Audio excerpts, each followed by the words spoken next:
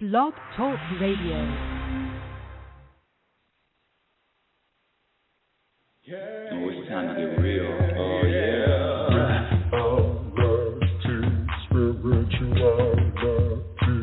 It's a new experience.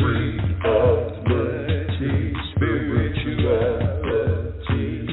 Yeah, keep your ears open for this one now. Spirituality. You got a question for RLN? Spirituality. Yeah, it's time to get some answers, baby.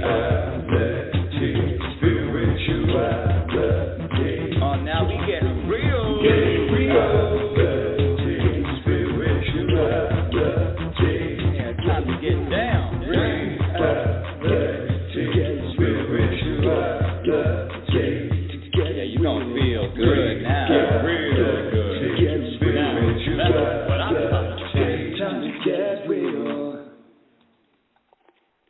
Welcome, everyone. Welcome to Reality Spirituality with Global Happiness Specialist and Inner Peace Practitioner, Rebecca L. Norrington. Thank you for joining the show. You know, one of these days I'm going to have a camera on what behind the scenes, what happens before the show goes live. It is a real scene, man. It is a real scene. Wow. Woo-wee. Let me take a few deep breaths before I dive in. Welcome to Reality Spirituality. Thank you for sharing the show. The show is growing organically. I don't know how. I'm getting more followers on Instagram and Twitter and what's the other one? Instagram, Twitter, Facebook. I don't know how you're finding me, but thank you, and I appreciate all of you, and I appreciate all of you for sharing. Woo! Happiness specialist, inner peace practitioner, and I'm going to add oracle to that title too. No, there is no spoon. And a student, I am continually learning every single moment of every single day. There's something to do. I'm telling you right now, when you start practicing, let me just back up a little bit. Happiness is a practiced skill. Happiness is a practice skill, and when you start practicing, eliminating the program behaviors that subtract from your happiness, and adding the behaviors and adding the non-program behaviors, now I'm talking too fast. When you start cultivating the behaviors that have been proven to add to your happiness, guess what? The practice works. I promise you the practice works, but don't believe me. Try it for yourself. Welcome to Reality Spirituality, and I want to ask you the question right off the bat. How important, on a scale from 1 to 10, how important is happiness in your life? On a scale from 1 to 10, how important is happiness in your life? And when I say happiness, please know this. Happiness is a state of mind. Happiness is a state in mind. It's a vibration. It's an energy. It's a foundation. And when you practice, it becomes your identity. Your vibration is your foundation. So what are you rooted in? Only you can answer that. Let me give you my definition of happiness. My definition of happiness is the ability to be at peace regardless of what happens and regardless of what doesn't happen. Happiness is the ability to vibrate peace regardless of what happens and regardless of what doesn't happen. I visualize standing in a rowboat in the middle of the Atlantic Ocean. You're standing in a rowboat, and you know in the ocean there's tsunamis, there's wind blowing, there's waves up and down. Sometimes it's not that peaceful, and that's the analogy to life. Life is a lot of ups and downs, things happening unexpected. And how peaceful are you when life throws you one of those storms? How peaceful are you? Well, with the practice, hold on a second. Let me say a disclaimer. Practice it for yourself. Don't believe me. Practice for yourself. And today the topic, oh my goodness, the topic of comparing. And lo and behold, yours truly discovered, much to her chagrin, I didn't really, I knew it, but I didn't really dig really deep to say, you know what, you're still comparing. You're not only comparing yourself with other people, but you're comparing, now that I'm in my 60s, but you're comparing who you used to be and what you used to be able to do. But I'm jumping ahead to the topic. Let me just stay with the brief introduction. And the introduction is this. There was I love to share this study. It is a study that was done by a hospice nurse. Her name is Bronnie Ware. Hospice nurse Bronnie, spelled Bronnie Ware. And you can Google it. It's called The 5 Most Common Regrets of the Dying. So she asked her terminally ill patients that had days to live, weeks to live, months to live, what are your biggest regrets? Can you imagine? Can you imagine what any of those answers were?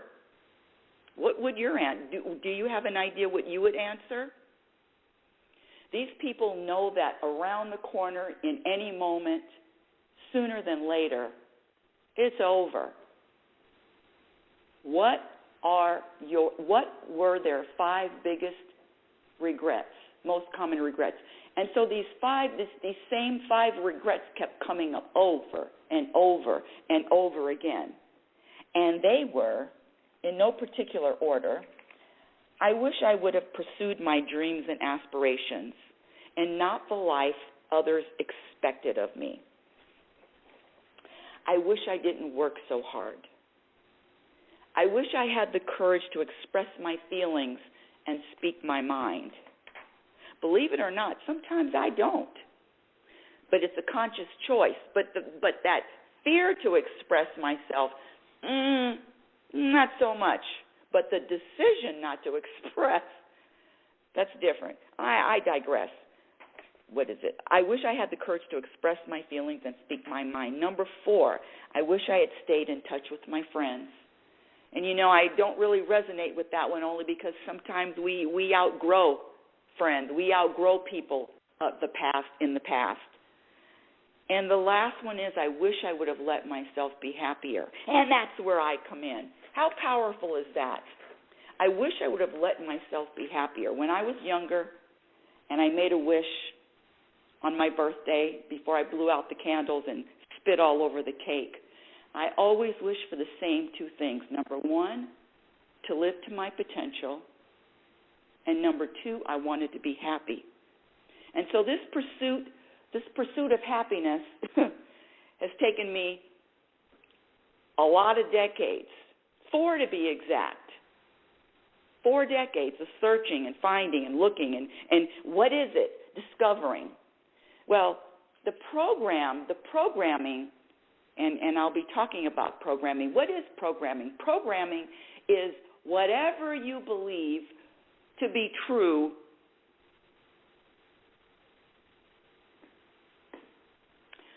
Programming is learning something after birth. Programming is what you were not innately born with. When we popped out of the womb, none of us had a program that words are powerful until we were implemented with that program. Words are powerful. Blame other people. Have expectations. Compare yourselves with others. All those are program behaviors. So what I share on this show is to spotlight, highlight, discover the program beliefs, the program behaviors, because all program behaviors subtract from your happiness. All program behaviors subtract from peace. All it is discovering the program. So on a scale from 1 to 10, let me ask you, how important is happiness in your life? What's your definition of happiness? Who or what is subtracting from your happiness today? Are you as happy when you're faced with life's inevitable challenges? And you answer either yes or no to this one, yes or no or sometimes. Can other people hurt your feelings? Can other people offend you? Can other people make you mad? Can other people disappoint you? Do you blame other people for how you feel? Well, if you answered yes to any one of those above, yes. And do you blame your circumstances for how you feel? Those are questions only you can answer. On this show, what I like to share is how to experience more happiness, which is the same as peace. And again, it's a vibration, that vibration of feeling content, that vibration of being at peace, that vibration of navigating this life with your shoulders down, relaxed, shoulders down, ease, easy. Why is peace and happiness so important?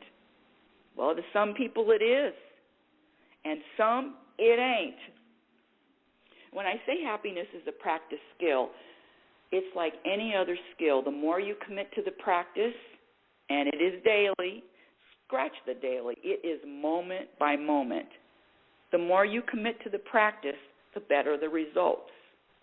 And so the question you ask yourself is, are you ready to prioritize happiness over everything else?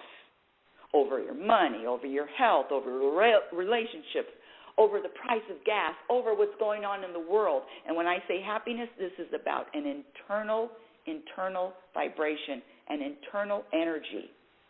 And and for all you do-gooders out there, I love you, for all you do-gooders out there, you want to serve the world, whatever you're vibrating, when I say do-gooders, I mean people with causes, trust me, I used to have a cause about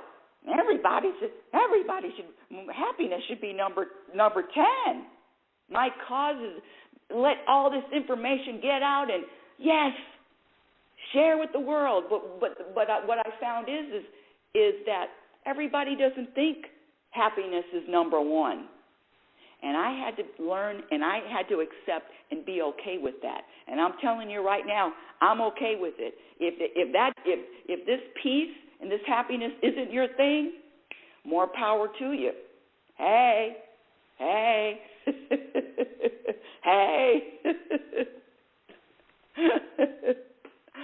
But it is number one for me. And one of the reasons why is and when I say the practice works, that is how in September 2021, when I was told to my face that I was toxic, that I've wasted 35 years of my life studying and pursuing happiness, that I've contributed zero to this planet, that I've accomplished nothing because happiness can't be measured. I'm selfish. Did I say I was toxic? I'm toxic. And if people that I talk to or people that I counsel don't employ at least 1,000 individuals, I'm wasting my time and I've accomplished nothing.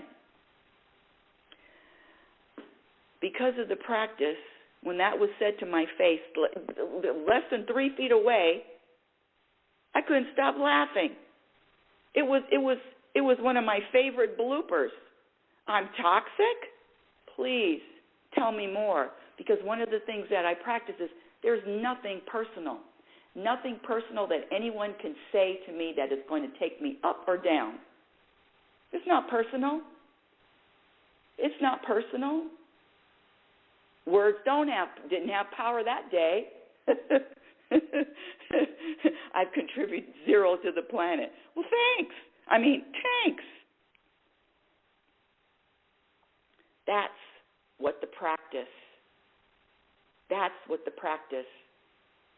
the outcome of the practice. The struggle is always internal. All suffering comes from thinking that something needs to be different than what is actually happening. The truth is a vibration of satisfaction.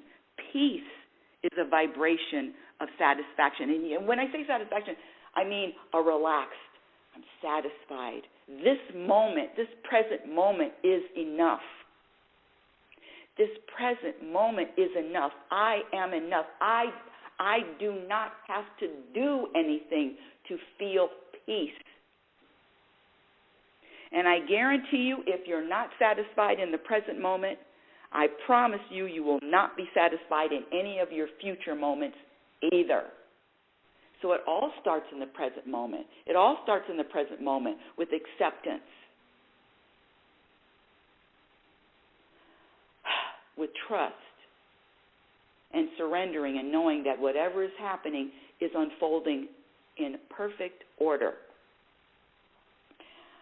The first part of the practice, when I say, is gradually eliminating those program behaviors that have been proven to subtract from happiness. And one of the program behaviors that subtracts from happiness is our topic today. I love this topic. I love it. Comparing yourself to someone else. Comparing yourself to others. Comparing yourself to who you used to be or what you used to be able to do. It is a program. It is a program. You didn't pop out of the womb comparing yourself to anyone. No, you had to learn to do that. And before I go on, the number to call in, I have a few people in the queue. The number to call in is area code 646-564-9619. Again, area code 646-564-9619, and if you want to ask your question, just press the number 1, and there will be a hand that is raised, and I'll see the hand, and I'll let you in to ask the question. The number again is area code 646-564-9619, 19er. The program of comparing yourself to others. Do we compare the stars in the sky? This star is better than that one. I mean, we can see differences. And yeah, okay, I get it. One's big, one's small, one's older, but all the stars in the sky, the trees, the mountains. There is nothing out in nature that teaches, that shows that nature compares itself to anything.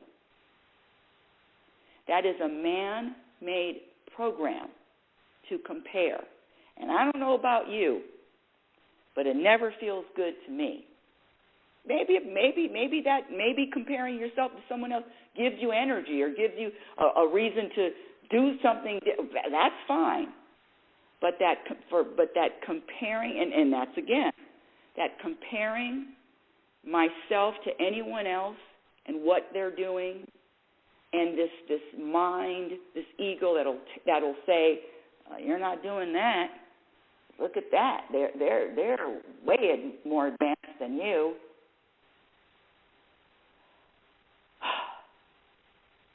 That comparing comes from a programmed level of consciousness.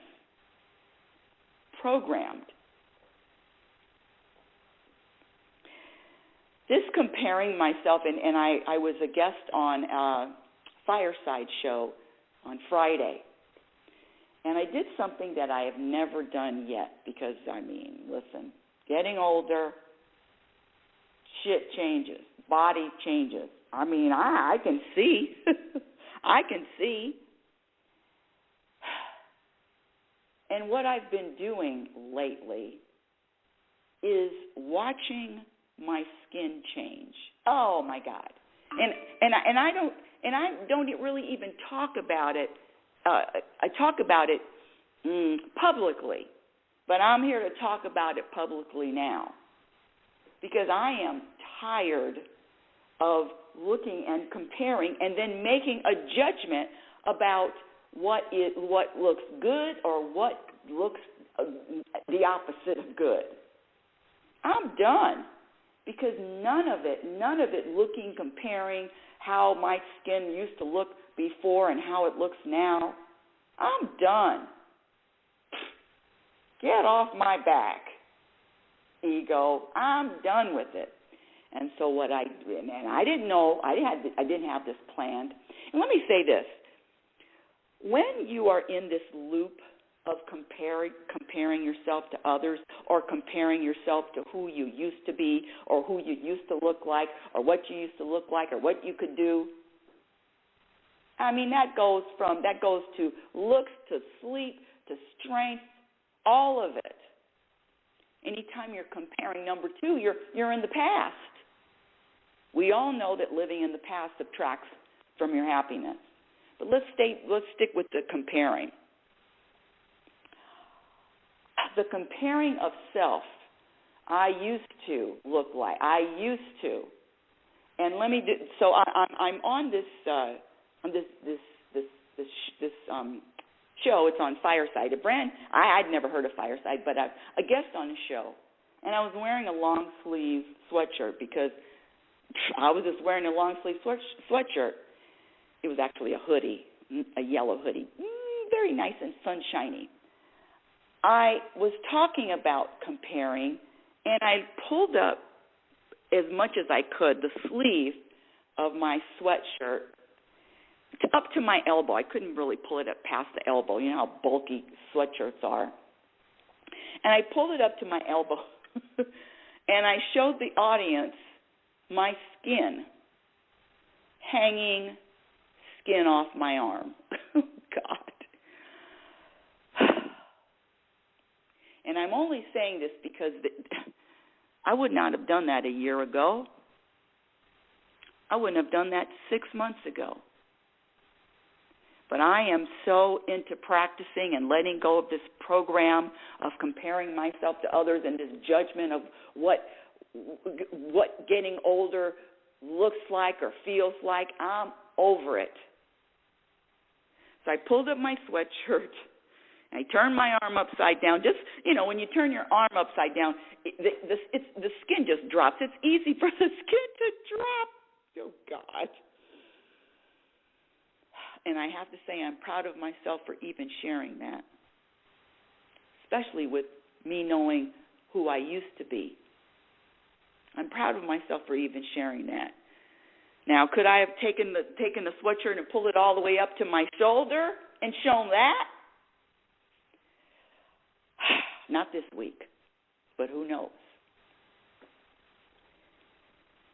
The solution to all program behaviors, the solution to all program behaviors that subtract from your happiness, and those program behaviors are, where's my list? Where's my list? It starts with blaming anyone or any circumstances for the way you feel. Oh, look at that. Number 2 is comparing yourself to anyone else, and I have to add or compare yourself to your old, who you used to be. I have to add that one. That's a new one for me. Noticing what someone else is doing, talking negatively about what someone else is doing, thinking anything is serious, thinking anything is important, wanting someone else to think what you think is important is important. Sharing bad news or negative news for no reason. Why do we even do that? Having any expectation, giving power to words, having attachments, living in the past, living in the future, all judgments. Judgments of self and judgments of others. In fact, when you're judging others, it's only because you judge yourself. So it all starts with self. It all starts, I said the struggle is always internal. Having a preference, having preferences. I like hot weather. I like cold weather. Listen, I get it, but how about just enjoying wherever you are in whatever moment? If it's hot, if it's cold. I had learned that when I moved to Oregon, and the fog and the overcast during the winter. I mean, I was a California girl. Where the hell is the sun? So now I'm comparing, and now if the sun doesn't come out, I'm feeling a certain kind of way. No. So having preferences, resisting whatever is happening in the moment. That means whatever the moment is showing you, whatever the moment drops in your lap, resisting it, you can either resist or you can accept. How about this one? Trying to control anyone outside of yourself. Complaining about something you don't have control over. Complaining about something you don't have control over. Wow. Can you think of anything that you complain about that you have zero control over? Getting embarrassed. Getting embarrassed just means that you care about what somebody else thinks. Taking anything personally. Worrying. We know worrying subtracts from peace. Worrying subtracts from happiness. And it's also a programmed behavior. All worrying is programmed. You did not pop out knowing how worrying. You learned how to worry. So whatever you learned how to do, guess what? Whatever you learned, you can unlearn. It's going to take time. Maybe it won't take time. But whatever you learned, you can unlearn. Here we go. This is a big one. Assigning a label to anything. This is good. This is bad. This is happy. This is sad. Life is an experience without judgment. Any kind of label requires a judgment. All judgments subtract from happiness. Let me get back to this comparing. You know what happened this week? And I have to say, my mouth fell open, my jaw dropped. And if you've listened to the show, you know my latest favorite teacher is Guy Finley, Guyfinley. And I was listening to his talk on Insight Timer on Saturday. He has a free talk on Saturday, 8 o'clock. And, you know, he's an interesting guy. He has so, oh, my gosh, he's so deep, so deep, and I have to listen to his talks more than once. But the message, what he teaches is, it just resonates with me. Until the last week, I would say the last week and a half. Now, I found myself comparing, listen to this, comparing my level. Here we go. This is all mine. You know this is a story. If it's a story, it's all mine. You know it's my ego, and I'm sharing. Comparing my level of consciousness to his. Because this guy, whose name is Guy, looks out in the world and sees disorder, catastrophe. The world is all screwed up. And, you know, I look at the world and I see everything's in order. I know I may not understand it, but my little pea brain, I say, you know, the world is in divine order. I can't try to figure it out. I'm not going to try to figure it out, but I'm not going to judge it. And so for the last week, I've had a little conflict. You know, I'm a little, he thinks everything is chaos out there. Well, that's a big difference. I believe something different. Now, here we go. I start comparing what I think, my perspective, with his. And this Guy Finley has taken me to a place where, I mean, it's just opened my eyes to a lot of other things.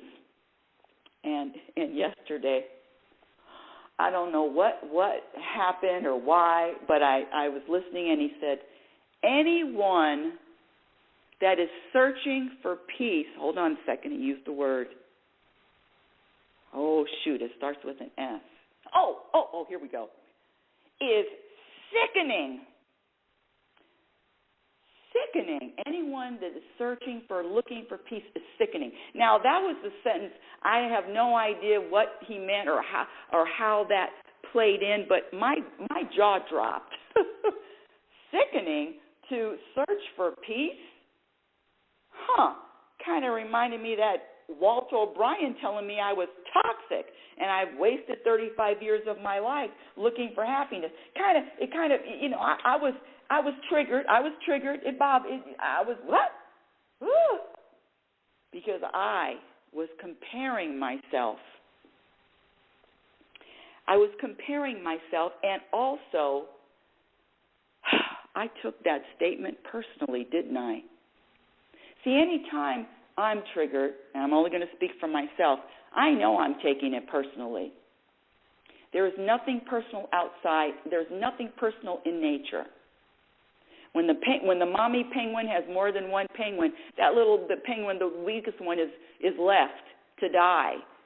I think it's the same thing with eagles. I don't know. I'm not sure. Let me go back on that. But yes, comparing myself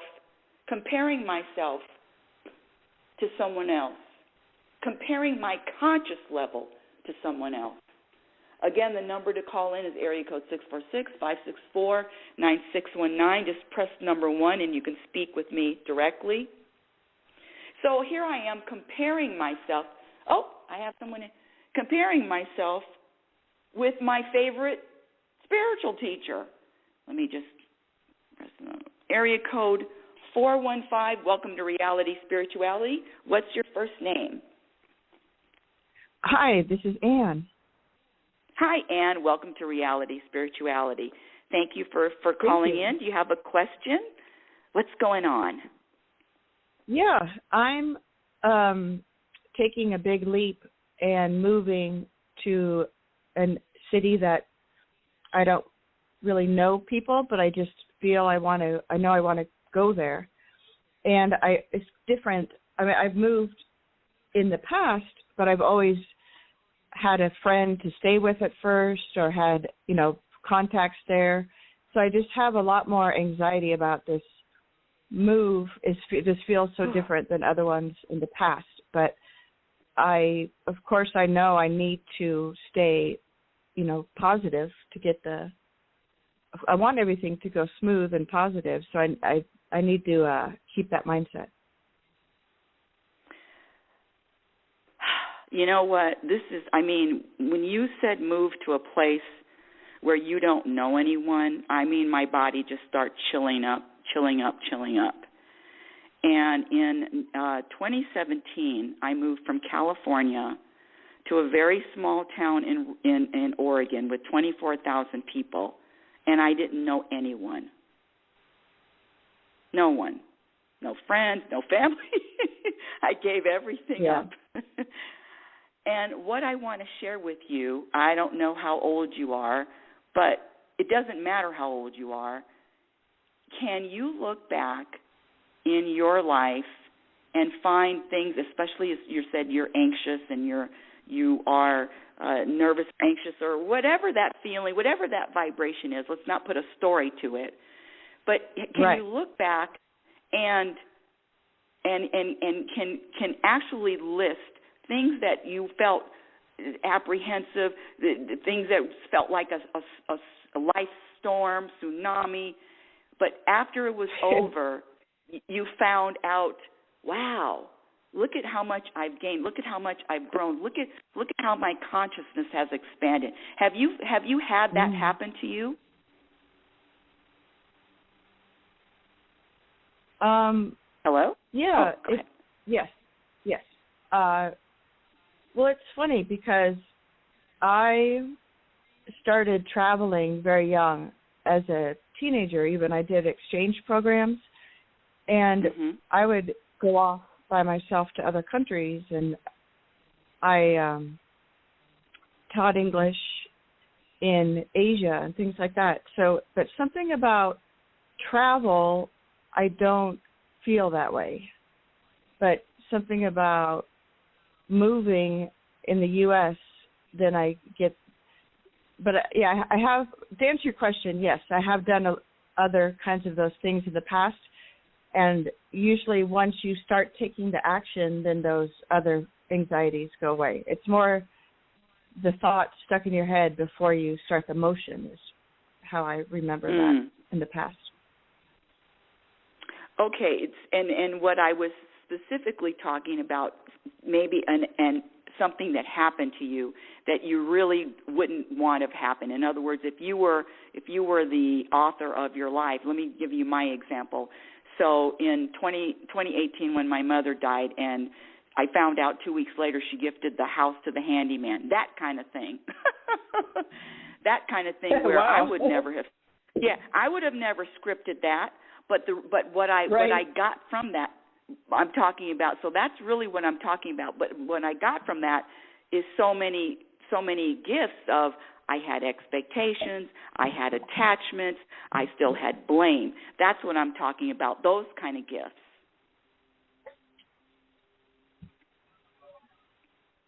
I guess I don't understand the question. You mean things that have happened to me in the bad in the past? Yeah, let me scratch this and let's move on to something else, because I can feel what you are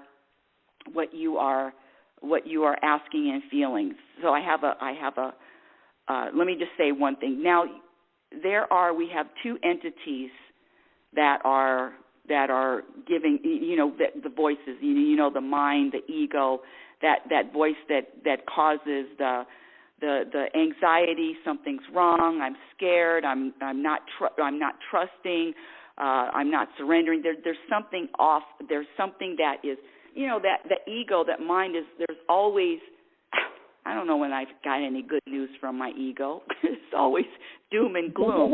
Do you follow me on that one? Yeah, definitely. The ego doom and gloom. Like, that movie, Inside Out. Remember Inside Out? And there was a fear inside that would be like, don't touch that.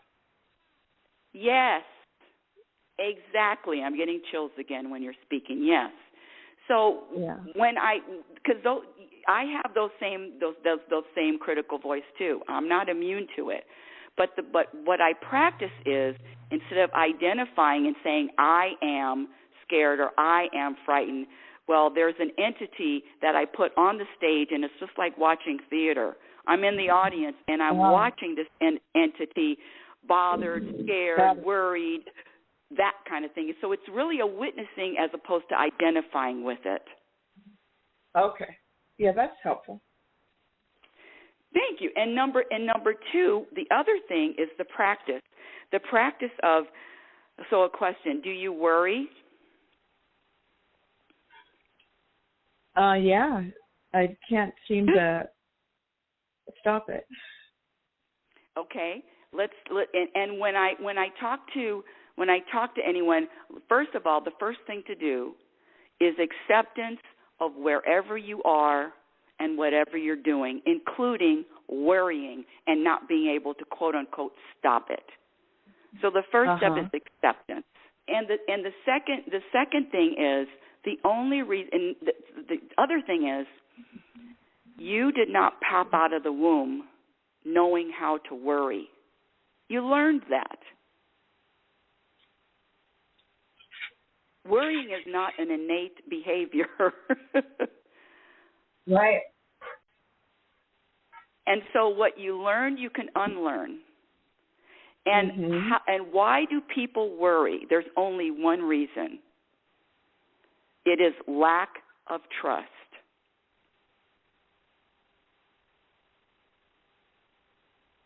And lack of trust in whatever happens to you or whatever you're going to experience is serving you in a way that maybe you don't understand it in the moment, but you are being served, and whatever you experience is for your betterment, for your growth, for your transformation, for your expansion.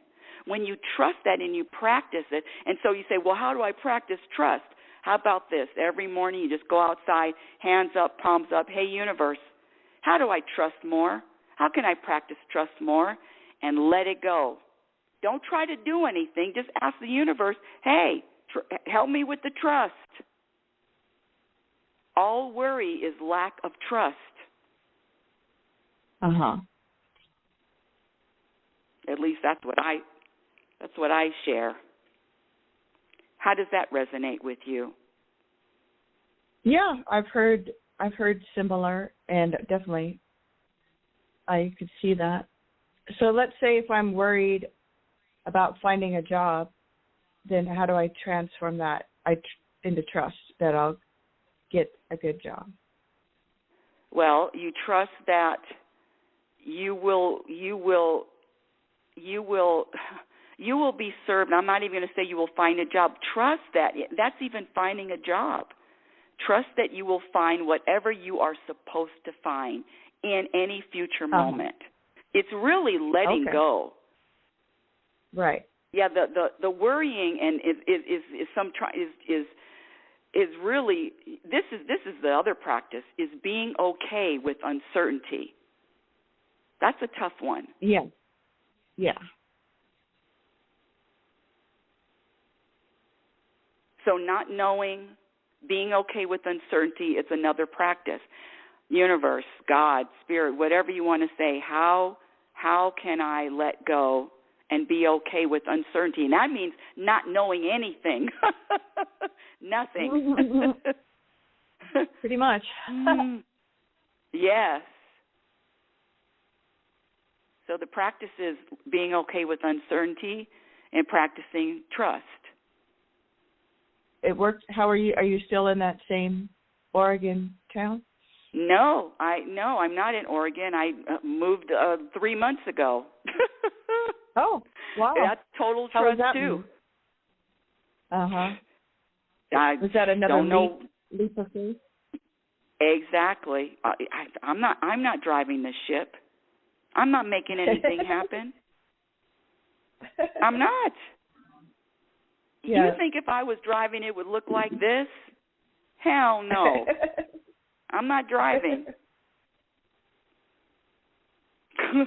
Yeah, you're laughing, and it's not funny. Sometimes I curse them out, but no, I'm not driving. So it's a total surrender to got the bigger plan.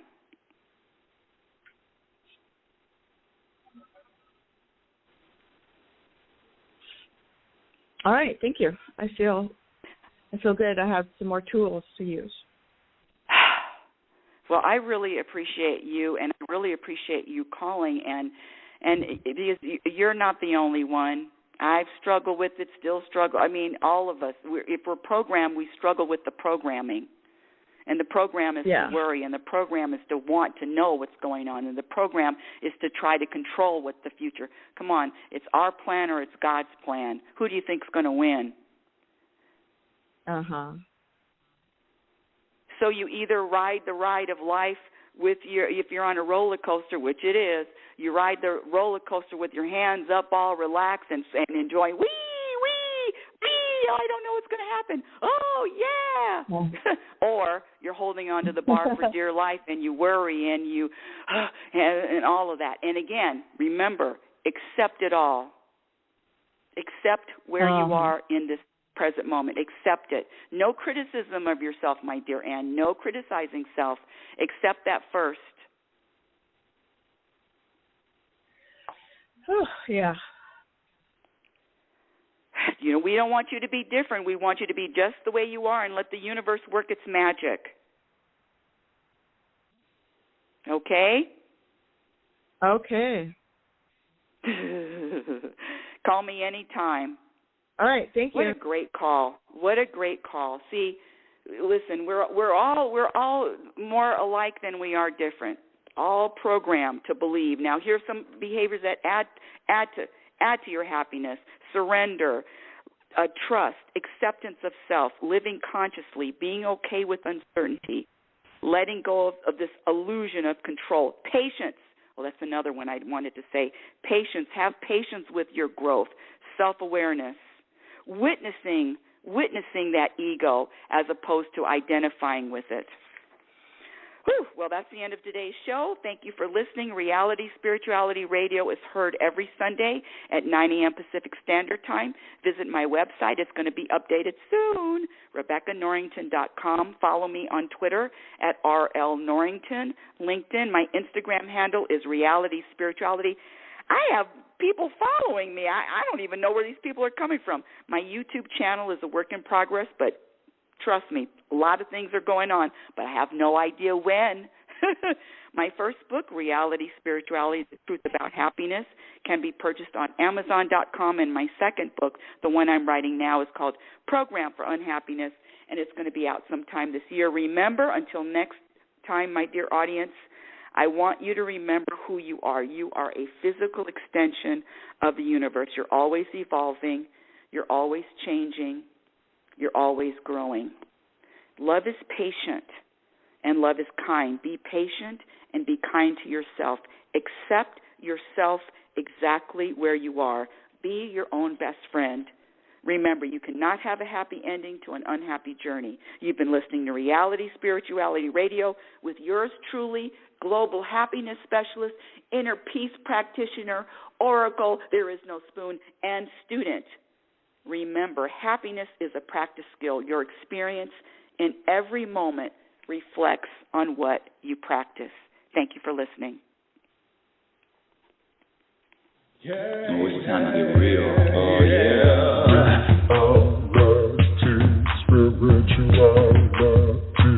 It's a new experience. Reality Spirituality. Yeah, keep your ears open for this one, man. Reality Spirituality. You got a question for RLN? Reality Spirituality. Yeah, it's time to get some answers, baby. Reality Spirituality. Oh, now we get real.